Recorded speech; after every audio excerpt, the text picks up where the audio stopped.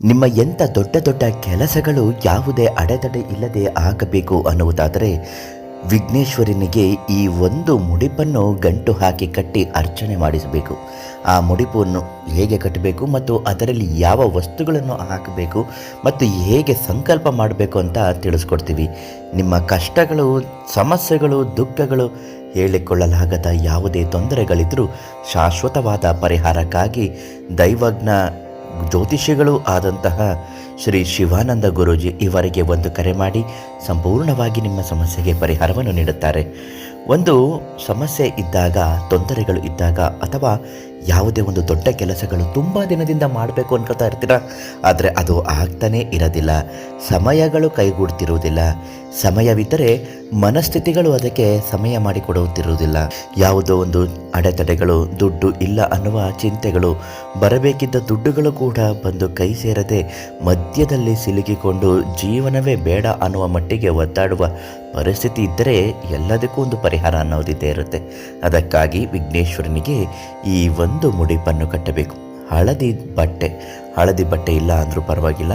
ಒಂದು ಬಿಳಿಯ ಬಟ್ಟೆಗೆ ಅರಿಶಿಣದ ನೀರನ್ನು ಹಾಕಿ ಹಳದಿ ಬಟ್ಟೆಯನ್ನಾಗಿ ಮಾರ್ಪಾಡು ಮಾಡಿಕೊಂಡ ನಂತರ ಒಂದು ಮುಷ್ಟಿ ಅಕ್ಕಿಯನ್ನು ಹಾಕಬೇಕು. 2 ಹೋಳು ಕೊಬ್ಬರಿಯನ್ನು ಹಾಕಬೇಕು. 2 ಬಟ್ಟಲಡಿಕೆಯನ್ನು ಹಾಕಬೇಕು. 3 ಅರಿಶಿಣದ ಕೊಂಬನ್ನು ಹಾಕಬೇಕು. ವಿಘ್ನೇಶ್ವರನಿಗೆ ಪ್ರಿಯವಾದಂತಹ ಗರಿಕೆ ಹುಲ್ಲು, ಆ ಹುಲ್ಲನ್ನು ಸ್ವಲ್ಪ ಒಂದು ಮುಷ್ಟಿಯಷ್ಟಾದರೂ ಹಾಕಬೇಕು. ಇಷ್ಟನ್ನು ಸೇರಿಸಿ ಬಟ್ಟೆಯ ಎಲ್ಲ ಕೊನೆಗಳನ್ನು ಸೇರಿಸಿ ಗಂಟು ಹಾಕಿ ಬಿಗಿಯಾಗಿ ಕಟ್ಟ ಹಾಕಬೇಕು. ಅದನ್ನು ಧೂಪ ದೀಪ ಎಲ್ಲ ಪೂಜೆ ಮಾಡಿದ ನಂತರ ಅದಕ್ಕೆ ಅರಿಶಿಣ, ಕುಂಕುಮ, ಹೂವನ್ನು ಇಟ್ಟು ಧೂಪವನ್ನು ಹಚ್ಚಿ, ಗಂಧದ ಕಡ್ಡಿಯನ್ನು ಹಚ್ಚಿ, ಕರ್ಪೂರದ ಆರತಿಯನ್ನು ಮಾಡಿ, ಹೀಗೆ ಮಾಡಿ ನಿಮ್ಮ ಮನೆ ಹತ್ತಿರ ವಿಘ್ನೇಶ್ವರನ ದೇವಸ್ಥಾನ ಇದ್ದೇ ಇರುತ್ತೆ. ಆ ದೇವಸ್ಥಾನಕ್ಕೆ ಹೋಗಿ ಆ ಮುಡಿಪನ್ನು ದೇವಸ್ಥಾನದ ಒಳಗಡೆ ಇಟ್ಟು ಭಕ್ತಿಯಿಂದ ಸಂಕಲ್ಪ ಮಾಡಿ ಪೂಜೆ ಮಾಡಬೇಕು. ಕಷ್ಟಗಳು ನಿವಾರಣೆ ಆಗಬೇಕು.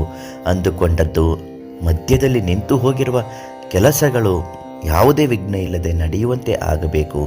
ಬರಬೇಕಿದ್ದ ದುಡ್ಡು ಕಾಸುಗಳು ಬಂದು ಕೈ ಸೇರುವಂತೆ ಆಗಬೇಕು ಅಂತ ಗಣಪತಿ ದೇವಸ್ಥಾನಕ್ಕೆ ಹೋಗಿ ಅದಕ್ಕೆ ಅರ್ಚನೆ ಮಾಡಿಸಿ ಸಂಕಲ್ಪವನ್ನು ಮಾಡಿಕೊಂಡು ಕೈ ಮುಗಿದು ಬರಬೇಕು. ಈ ರೀತಿ ಮಾಡುವುದರಿಂದ ನಿಮ್ಮ ಎಲ್ಲ ಕೆಲಸಗಳು ನಿರ್ವಿಘ್ನವಾಗಿ ನಡೆಯುತ್ತೆ. ಇದನ್ನು ಏನು ಮಾಡಬೇಕು ಗುರುಗಳೇ, ಈ ಮುಡಿಪನ್ನು ಅರ್ಚನೆ ಆದಮೇಲೆ ಅಂತ ಕೇಳಿರ್ತೀರ.